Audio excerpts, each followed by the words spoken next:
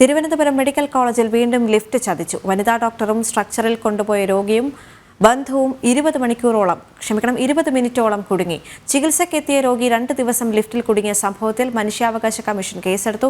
വിവരങ്ങളുമായി പ്രജിത് മോഹനൻ തുടരുന്നുണ്ട്. പ്രജിത്ത്, മെഡിക്കൽ കോളേജിൽ എത്തുന്നത് പൂർണ്ണ ആരോഗ്യവാന്മാരല്ല, രോഗബാധയേറ്റ് തന്നെയാണ് അവിടെ എത്തിച്ചേരുന്നത്. അപ്പോൾ ഇത്തരത്തിലുള്ള സംഭവങ്ങൾ വീണ്ടും ആവർത്തിക്കുകയാണ് ചെയ്യുന്നത്.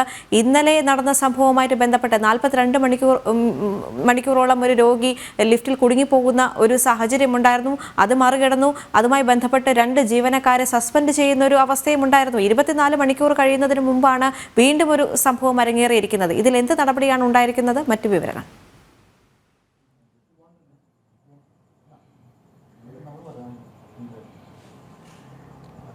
42 മണിക്കൂറിലധികം ഒരു രോഗി ആശുപത്രി ലിഫ്റ്റിൽ കുടുങ്ങിയതിൻ്റെ ഞെട്ടൽ മാറും മുൻപാണ് ഇന്ന് വീണ്ടും അങ്ങനെ ഒരു സംഭവം ഉണ്ടായത്. ഉച്ചയ്ക്ക് 1:40 സംഭവം.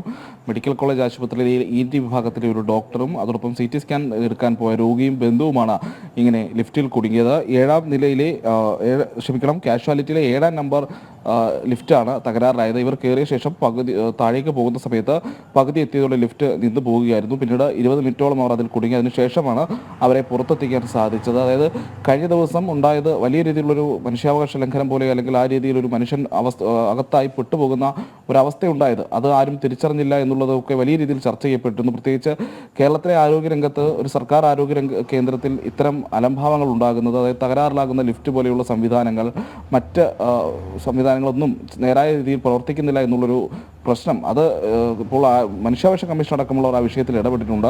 പ്രത്യേകിച്ച് ഈ 42 മണിക്കൂർ രവീന്ദ്രൻ നായർ കുടുങ്ങിയതുമായി ബന്ധപ്പെട്ട വിഷയത്തിലാണ് മനുഷ്യാവകാശ കമ്മീഷൻ വാർത്തകളുടെ അടിസ്ഥാനത്തിൽ നേരിട്ട് കേസെടുത്തത്. ഇതിൽ വിശദീകരണം നൽകണമെന്നും സ്വീകരിച്ച നടപടികൾ അറിയിക്കണമെന്നും തിരുവനന്തപുരം മെഡിക്കൽ കോളേജ് സൂപ്രണ്ടിന് മനുഷ്യാവകാശ കമ്മീഷൻ നിർദ്ദേശം നൽകിയിട്ടുണ്ട്. എന്തായാലും ഒരു സർക്കാർ ആരോഗ്യ കേന്ദ്രത്തിൽ, പ്രത്യേകിച്ച് കേരളത്തിലെ ഏറ്റവും പ്രധാനപ്പെട്ട സർക്കാർ ആരോഗ്യ കേന്ദ്രങ്ങളൊന്നാണ് തിരുവനന്തപുരം മെഡിക്കൽ കോളേജ്.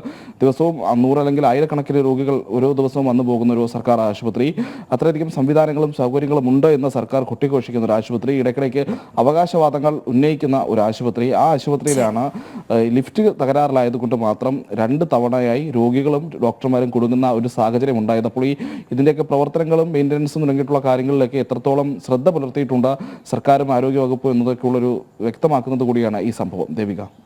ശരി, തിരുവനന്തപുരത്ത് നിന്ന് വിവരങ്ങൾ പങ്കുവയ്ക്കുകയായിരുന്നു ഞങ്ങളുടെ പ്രതിനിധി പ്രജിത് മോഹനൻ.